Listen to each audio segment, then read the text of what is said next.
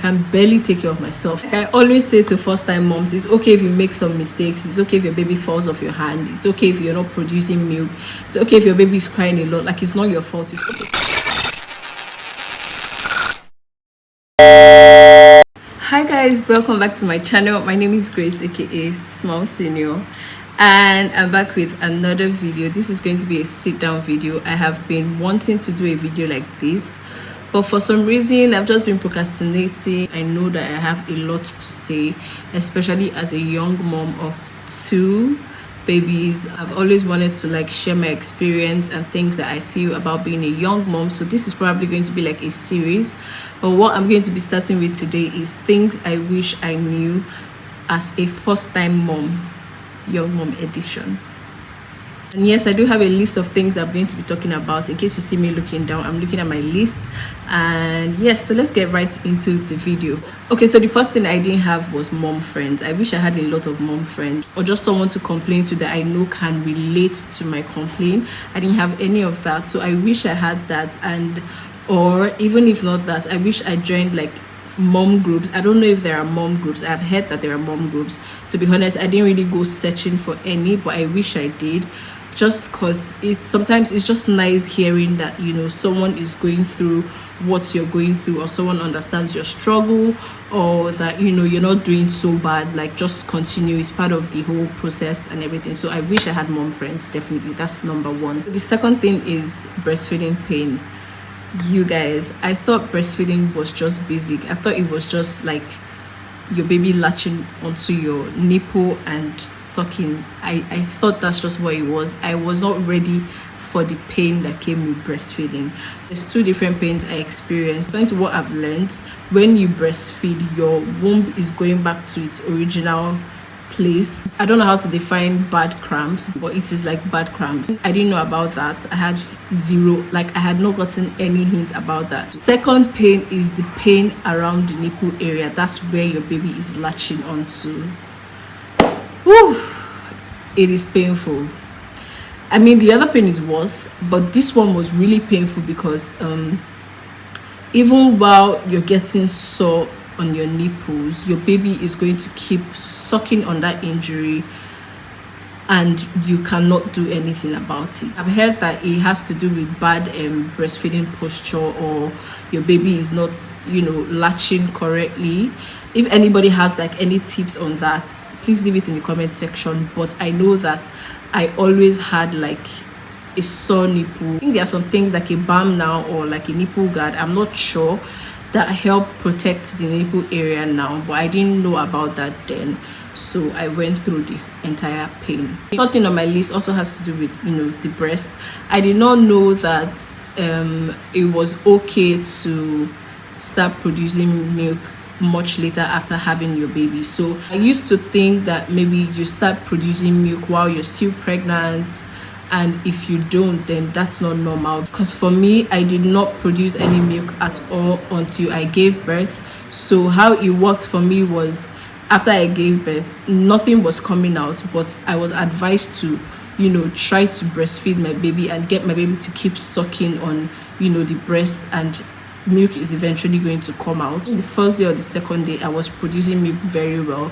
There are also supplements or like things you can take to help with milk production. I know about Mama Light or Mama Late, I don't know how it's pronounced, but it's one of them. So the fourth one is I wish I knew more about exclusive breastfeeding. So during my antenatal, I just know that I was always hearing about how exclusive breastfeeding was perfect, and exclusive breastfeeding was the best for the baby and for the mother, and you know, it will help your baby's brain.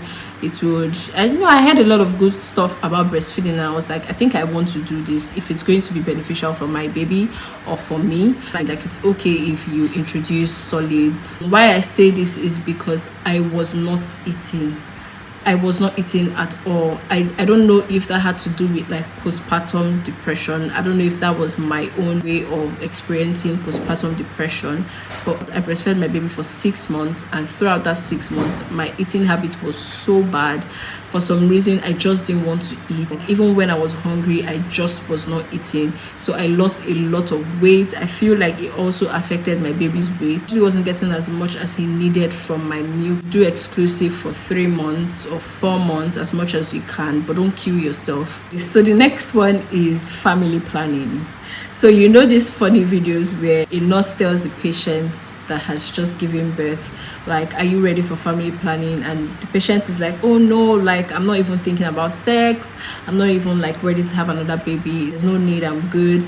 And then like 8 weeks later the patient comes in and is pregnant again.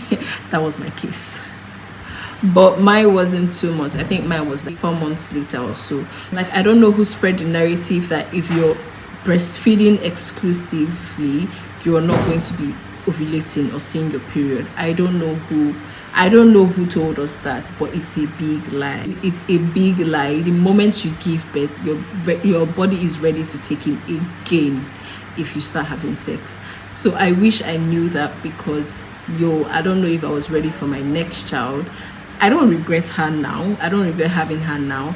But as at then, I was like, let anybody tell you that you're safe. You are not safe at all. Your body is ready to have another baby once you give birth. Immediately you give birth, if you start having sex, you are not safe at all, except you're ready to have a baby. Now that's fine, because for me it happened very fast, but I really did not regret it. I think I'm very grateful for that, because my first child now had like a playmate. So I'm actually very grateful for the fact that I had that baby immediately. She wasn't planned, but she was definitely a blessing, especially to my first child. There's different family planning options. I think I'm going to do a separate video, because I've tried almost everything and I have my different experiences with them.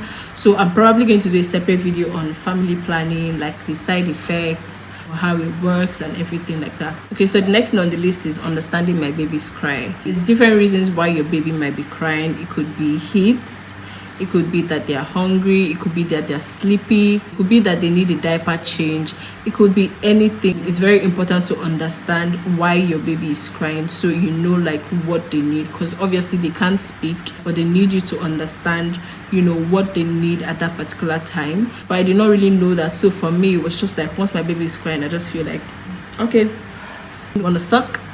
I had to learn while I was in that process. Okay, so the next thing I wish I knew as a first-time mom is how to sleep train.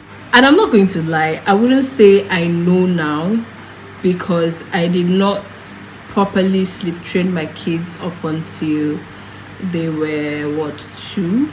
But I know that there's like a method to sleep training that I'm still going to learn, because I plan to have my third child, maybe now, maybe later, who knows. But I'm going to have my third child, and I plan on reading more about sleep training. So if you guys have any knowledge about sleep training, I don't mind if you guys put it in the comment section, because I'm definitely going to read that, and I'm sure every other mom would want to read. I think there's still that back and forth with whether or not you should let your baby cry it out, because a lot of people might feel bad leaving their baby to cry all night. It's like at a point you're worried. It's like, what if something is wrong? Like, how do you know when something is wrong and something is not? Like, do you just leave your baby to keep crying? Like, what if something is wrong? Actually, what I did then, every time my baby cried, I'm not going to lie, I carried that baby, and it was bad because they didn't stop sleeping in our room on our bed till they were like 2. At some point we had to like put a separate bed in our room for them, and at some point we just realized that we can't keep up with the whole sleeping pattern, and we just had to enforce that rule and take them to their room. Sometimes at night they would wake up and crawl into the bed, but for any reason we wake up at some point in the night, we would take them back to their room till they got used to waking up in their rooms. I believe that that's how it would work even when they're babies. It's just very hard because a baby's cry will get to you more than a grown kid. And this also takes me to carrying your baby too much. In as much as it's very nice, especially as a first-time mom. My son my son was always in my arms. I was always carrying him. I would always be on the couch cuddled up with him, take naps together. Every time he sleeps, I'm going to use the opportunity to sleep. He was always in my arms, and it was almost like he couldn't sleep if I wasn't holding him. In as much as it feels nice, it helps with bonding, it also still would affect you in the long run, especially when you start to have other kids and your first baby still hasn't gotten over like your hugs and your cuddles. It's like, how are you going to pay attention to two babies at once? I'm not going to lie, when I gave birth to my daughter, my son was not her fan. Note that he was still very young. Remember I said I got pregnant again early, so he was still very young, and it just seemed like all the attention moved to her and he wasn't very happy about it. I think I'm going to insert like a clip of him where he acted like he was, you know, kissing her, and then the way he yanked her face, I was so scared, like I threw my phone. I really hope this video hasn't gotten too long, but on the second to last point, and that is play dates. I think play dates are very, very, very necessary, and that's why I was actually grateful for my second child coming a bit early, because I noticed that my son was quite lonely, like he didn't have other kids to play with, so it sort of affected his social life.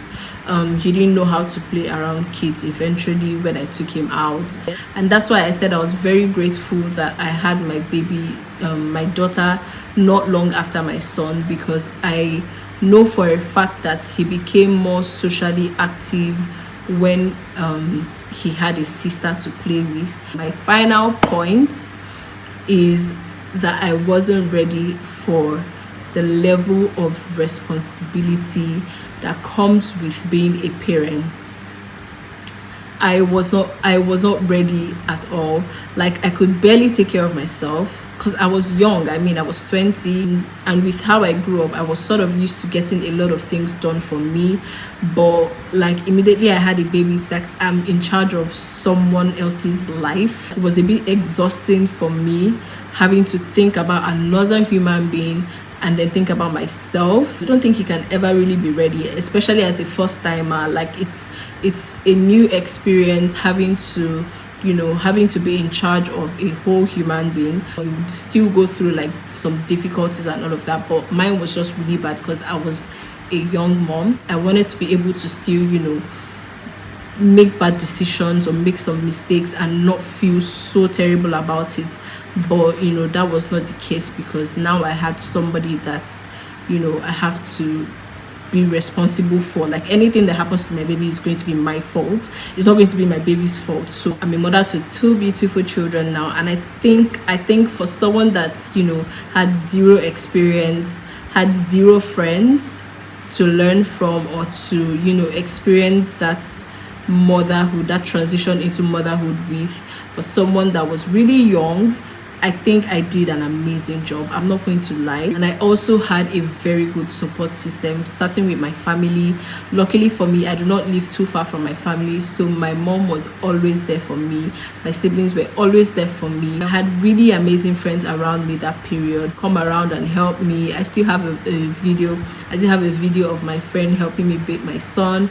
I had just given birth to my second child, and that evening, like a lot was just going on, so she helped me bathe my son while I take care of my daughter. And even though they didn't have kids or they didn't have like experiences, they still tried to help me in their own little way. I'm going to do a different video on motherhood. I'm going to do a different video on labor and delivery, because I don't know, thank Jesus, I had an amazing labor and delivery experience, no complications. And I know that I have a couple of tips, you know, that helped my labor process especially.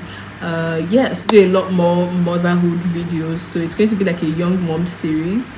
I don't know what to name the series yet. I don't know if I should name it young mom, or that sounds boring. But to every first mom out there, trust me, do not worry too much, just learn the most you can, and I promise you, you might not get some things right, but you would learn. It's okay to learn during the job, and I trust that you guys are going to do very amazing. Anyways, these are the things I wish I knew as a first-time mom. Thank you so much for watching, guys. If you watched till the end of this video, please leave a comment, let me know that you watched, and do not forget to subscribe to my YouTube channel. I'll see you guys in my next video, and until then, bye.